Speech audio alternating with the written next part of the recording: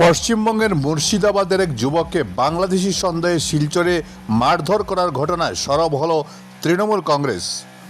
তৃণমূল কংগ্রেসের এক প্রতিনিধি দল শিলচর রাঙ্গিরগাড়ি থানায় গিয়ে ভারপ্রাপ্ত আধিকারিকের সঙ্গে দেখা করে এই ঘটনায় জড়িত দোষীদের গ্রেফতার করে কঠোর শাস্তি দেওয়ার দাবি জানিয়েছে। BAD report, Barak vision.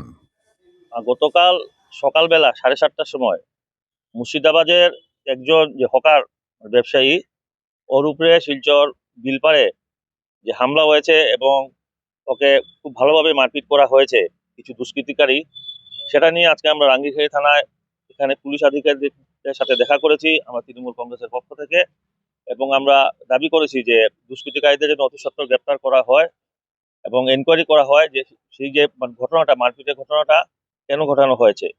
তো পুলিশ আমাদেরকে বলেছেন যে এনকোয়ারি চলছে, গতকাল বন্ধ ছিল রোববার দিন, এনকোয়ারি করে সঠিক যেটা পদক্ষেপ সেটা তারা গ্রহণ করবেন, এবং আমরাও আশাবাদী যে এই যে ঘটনার মূল তদন্ত করে যেন দোষীদের প্রকৃত শাস্তি প্রদান করা হয়। শুধু এই ঘটনা নয়, আমরা অন্য ঘটনা নিয়েও কথা বলেছি যে এই ধরনের ঘটনা আগে শিলচরে আমরা কোনোদিন আমরা দেখতে পাই নাই। বর্তমানে কিছু ঘটনা হচ্ছে এবং সেই ব্যাপারে যেন কঠোরতম পদক্ষেপ নেওয়া হয় সে ব্যাপারে ওনারা আমাদেরকে আশ্বাস দিয়েছেন। আজকে ওনারা বলেছেন যে মানে আগামী দিনে যাতে এই ধরনের কোনো ঘটনা না ঘটে তার জন্য ওনারা সজাগ থাকবেন এবং পদক্ষেপ নেবেন।